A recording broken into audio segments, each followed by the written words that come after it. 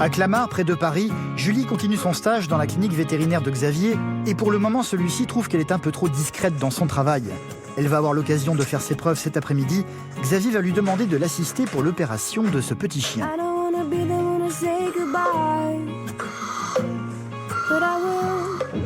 Alors Julie, venez voir. Je vais vous montrer quelque chose. C'est vous qui allez être mon anesthésiste en chef aujourd'hui. Vous me mettrez en pivotant ça, la main dessus, d'accord? Et là, vous voyez, ici on peut régler le rythme.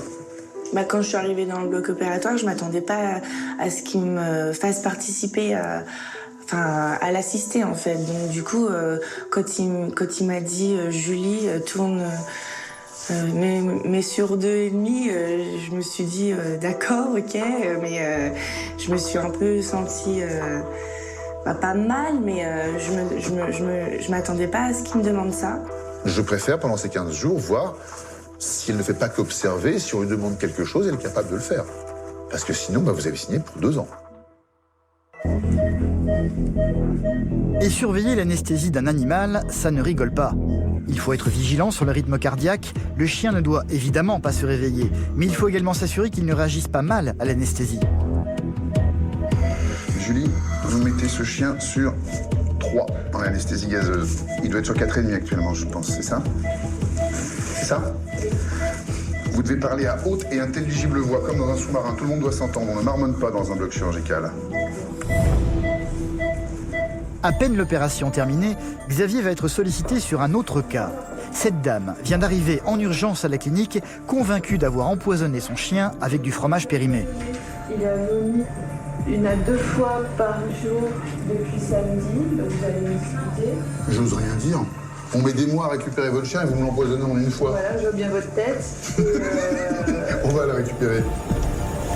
Kovu est un chien âgé à la santé fragile, d'où l'inquiétude de sa maîtresse qui est persuadée d'avoir fait une énorme erreur en lui donnant du fromage blanc. Vous m'aviez dit que vous n'étiez pas contre le petit fromage blanc. Pas pour les laitages périmés. J'imagine bien. Donc là, je me suis mis 2 claques de votre part. Et après, je me suis dit, bon, j'espère que ça va s'arranger tout seul. Puis ça ne s'arrange pas tout seul. Donc je vais faire mon mea culpa.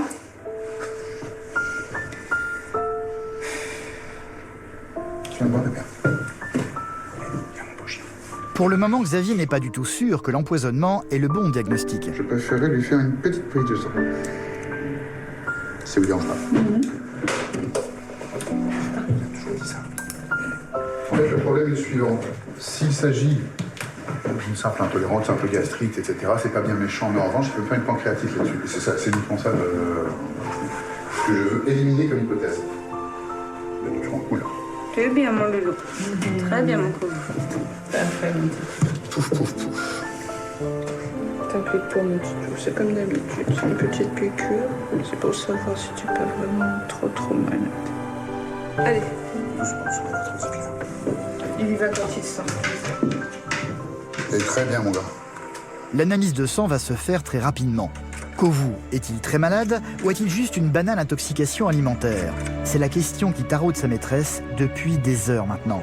Voilà, il n'y a plus maintenant qu'à attendre 5 minutes 50 et on a notre résultat.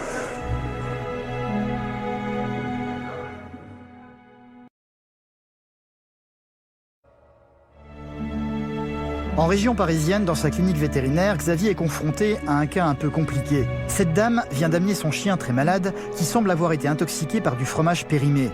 Le chien est âgé et sa propriétaire a très peur de le perdre. Ça au docteur, s'il te plaît. Ce sont les résultats sanguins.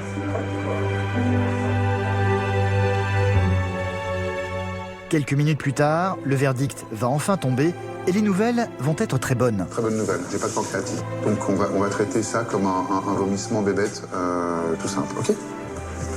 Si tout va bien, on le contrôle dans 1 semaine. S'il y a le moindre doute, on le contrôle n'importe quand. Ok, on se voit jeudi matin. Ok, merci docteur. Bonne journée. Rien de grave pour Kovu finalement, un chien qui sera désormais privé de fromage blanc. Hier, Xavier avait promis à Julie qu'elle pourrait pratiquer un premier acte médical aujourd'hui, et il va tenir parole. Une nouvelle castration va se présenter, un chat se nommant Attila qui a déjà été anesthésié. Et c'est Julie qui va devoir tondre elle-même la partie qui va être opérée. Donc comme je te dis, tu fais très attention avec la tondeuse. Enfin, peut-être l'allumer déjà, sur le côté.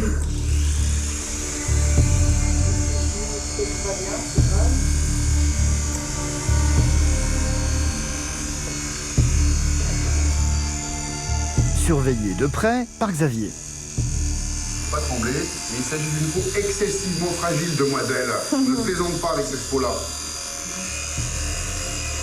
C'était un stress en plus de savoir qu'il était là, de savoir que si je faisais pas correctement, j'allais sûrement, pas forcément me faire engueuler, mais que ça allait me mettre un malus sur mon stage. Un tout petit peu plus sur les côtés, là, s'il te plaît. Non, pas comme ça, l'autre côté. Voilà. Bon. Tu demandes au docteur Pedro si la fonte lui convient.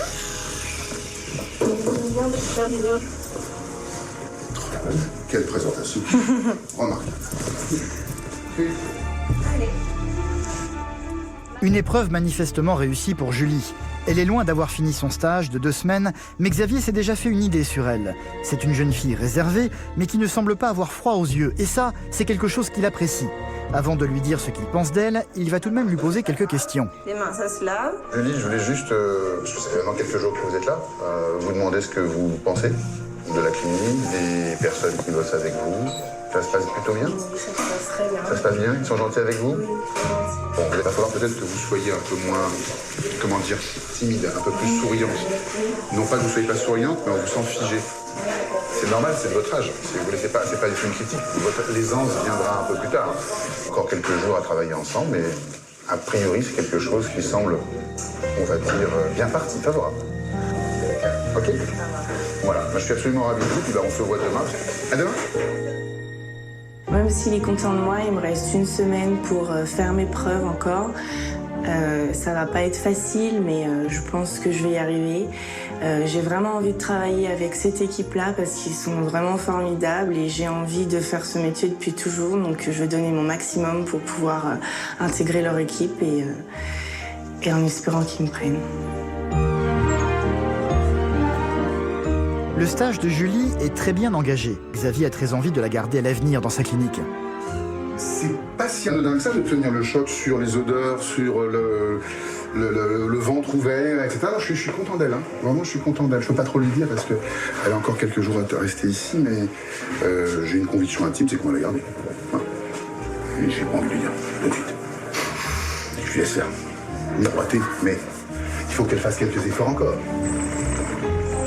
Grâce à ce stage, Julie va pouvoir intégrer finalement son école d'assistante vétérinaire. Pour Xavier, c'est une nouvelle journée qui s'achève. Demain, comme depuis 26 ans, il reprendra le chemin de sa clinique, prêt à sauver tous les chats et les chiens qui passeront entre ses mains.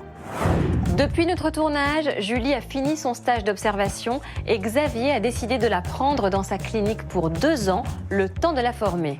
Julie est très contente, même si elle sait qu'elle devra faire beaucoup d'efforts pour soigner sa timidité.